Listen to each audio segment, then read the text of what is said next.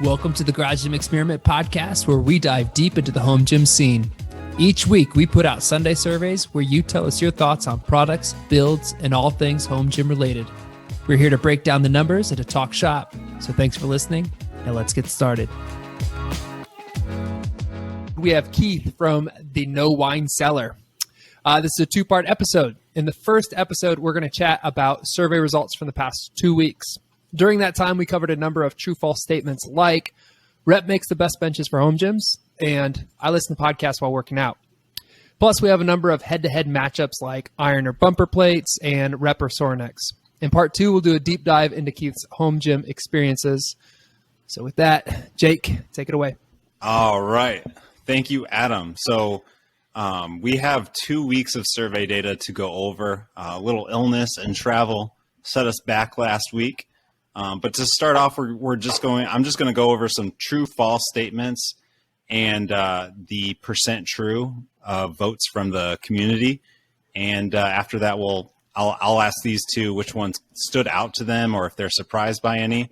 And then we'll move on to the next section. But to start off, let me just read them all. So 86% see the point of specialty bars. Just below at 86% say true to I'm building my home gym out one step at a time. Titan fitness equipment has improved. 80% vote true. 79% say TVs are okay in the home gym. 68% are saying garage gyms are better than basement gyms. 62% say rep makes the best benches for home gyms. 58% use bumper plates more than iron plates.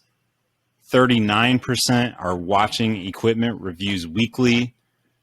34% are reading equipment reviews weekly. 32% listen to podcasts while working out. And just under 15% listen to audiobooks while working out. I listen to audiobooks and podcasts while working out, if you want to call me a nerd. What books are you listening to? I'm always listening to books, constantly. Really? Yeah. Like while you work out? Yeah, it's usually not for the full workout. Does it depend what kind of workout you're doing? It does, yeah. And I usually do get bored of it at a certain point. Or if my workout's a little slow, I'll switch to music. Okay. But it's really, if I'm for podcasts or audiobooks, it's really whatever I'm listening to at that moment that I start my workout with. Makes sense. All right. Anything. So yeah, I'm in the minority there, but anything else here stand out to you guys? Even though it's only 14%, I don't understand how 14% of the population don't understand specialty bars. Like that's mind boggling to me. Like the people that are just like, weight is weight and you only need one bar. Like I'll never understand that person. I don't even remember if I ever was that person. If it was a very brief period of time when I first got into lifting. And like, I don't know how you can own a home gym and not like get off on having multiple bars and variety. And it's what it's all about. Yeah, I definitely see the point of specialty bars, and I look forward to adding more. I have 2 right now, but I'm glad to see that one at such a high percentage. Pretty much all of these numbers made sense to me. I will say that even though I disagree, I am still shocked that 67%, I thought that was kind of low for people saying garage gyms are better than basement gyms, even though I think basement gyms are better. But I was shocked because I thought like the majority, strong majority, like 70, 80% would say garage gyms are better. But other than that, like all of these numbers made a lot of sense to me. Yeah, I think the basement gym kind of lines up with wherever your gym is, and that is pretty similar to what we're seeing as to how many have basement gyms, about a third. And then Keith, in regards to your point about the specialty bar one, I'll just mention that is something that we have seen a pretty big, I don't know the specific number, I should have came prepared, but that is something that we've seen go up over the last few years. So I want to say something like 50, 60% saw the point a couple years ago. So that's a good improvement. So yeah, it's a big improvement. it's also like the changing audience. But for me, I think the most interesting one I would have to say is 80% saying Titan improving. So you still hear quite a bit of people saying how they may not be the biggest fans of Titan, but 4 out of 5 do see quite a bit of improvement. I'm one of those. Everything I've received from Titan in the last few years has been pretty solid. So in understanding what I'm paying for, it's a lower priced option. And then, anything else? Surprise bumper. I mean, even though it's almost 50-50, but bumpers, outweighing iron plates by 8%. It's fairly close, but I don't know anyone that really trains with bumpers exclusively. So that's kind of, but I guess if you factor in all the CrossFit and Olympic weightlifting people that mostly just have bumpers, I guess it makes sense. Yeah, I think a lot of people think they need bumpers that really probably don't. That are deadlifting and probably dropping from like hip high. You're fine with steel plates as long as you have good flooring. Jake, what do you think? I think bumpers are a better option for more people just because unless you're a really strong power lifter, I think they're a little easier to handle and they are a little bit quieter.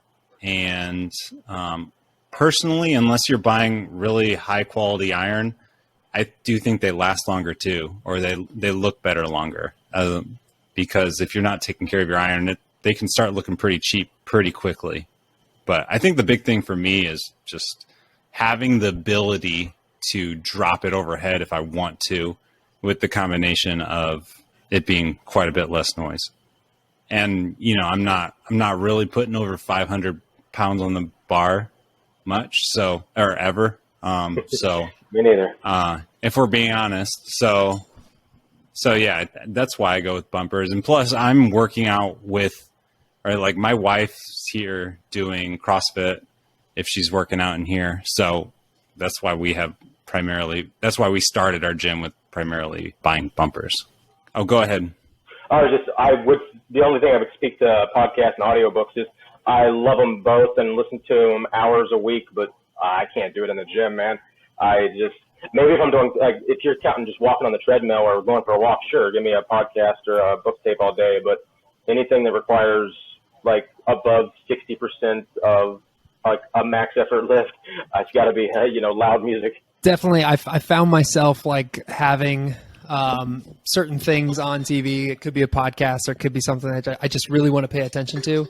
And I can find myself falling a rep or two short in all my lifts. So then it's like, okay, shut it off, get some mindless noise in the background and keep going. So yeah, I feel the same way. Yeah. And for me, it's more like I want to, like, I always have a list of podcasts or books I want to read. So it's usually like, this is my time to try and catch up a little bit. And then, like I said earlier, there is a point where it's like, I'm going to switch to music. So, but let's move on.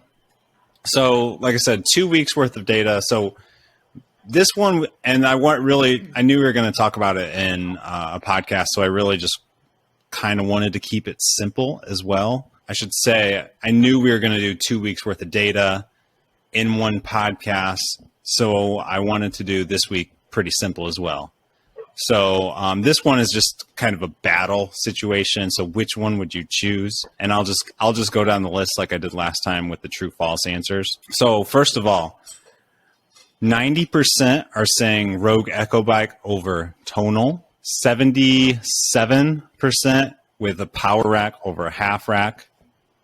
75% rep over Titan. Rogue is still very dominant with 73% over the field, which is supposed to mean everybody else. Straight bar deadlifts beat out trap bar deadlifts with 72% of the votes.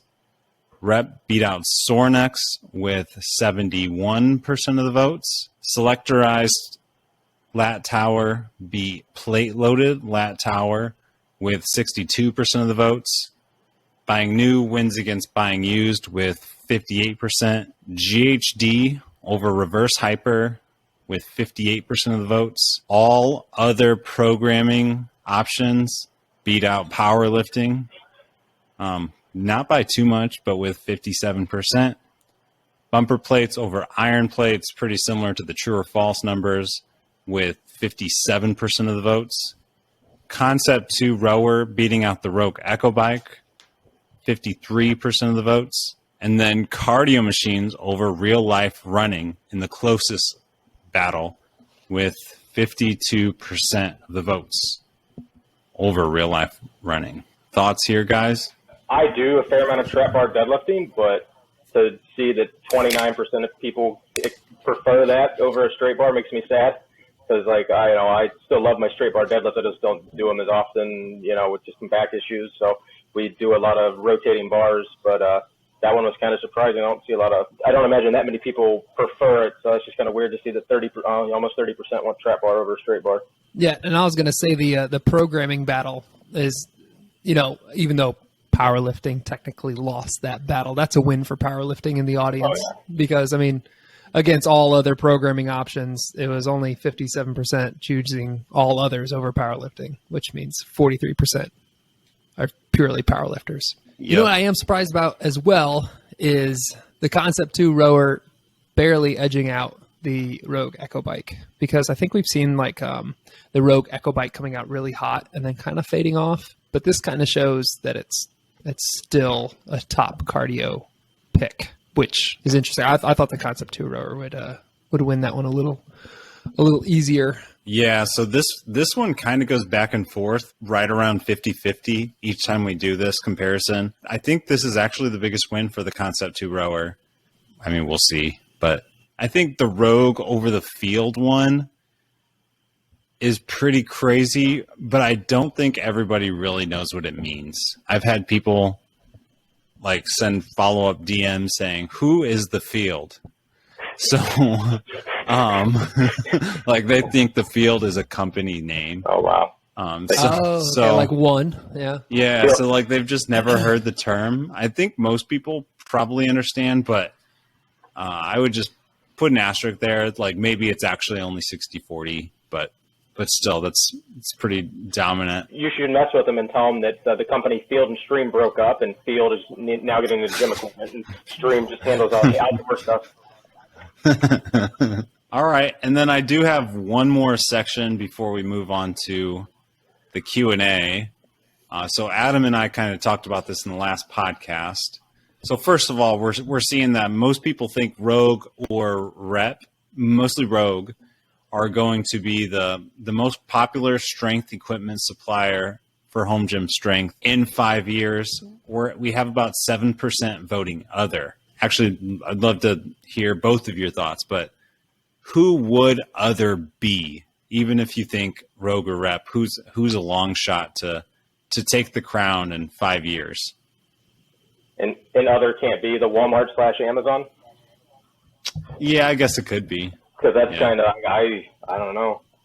Other than some big conglomerate that just sells the cheapest crap possible and is more the entry level, I'm trying to think of a mid-level company that has any kind of ability to scale like that. That's not just a niche thing that, only could provide a quarter or a third of what you actually need for a gym. Somebody that actually carries 100% of everything like Rogue or Rep or Titan does. Yeah, I'm going to be honest. I don't know who other is either. So yeah, most popular for home gym strength in this scenario where I have to pick another. The other is going to be a company that's got a ton of capital behind it that it doesn't exist yet, or it's Jake, you had that interesting conversation with Ashton about people joining forces and Rep maybe acquiring a bunch of smalls. And I mean a bunch, because they would really have to match the catalog that Rogue has.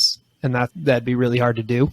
Some superpower, but in 5 years, you might see someone getting close to Rogue, but not overtaking. That's not enough time, I don't think. Look at it this way. Where was Rep and Titan and Rogue 5 years ago? I was, I started my gym in 2015, but I'm trying to think of, I was just buying cheap, stuff from Dick's or, just used cap plates. So Rogue was just getting into it probably 5 years. I mean, I'm sure they were into it by then, but none of these companies were what they were today five-ish years ago. So where were we getting stuff before?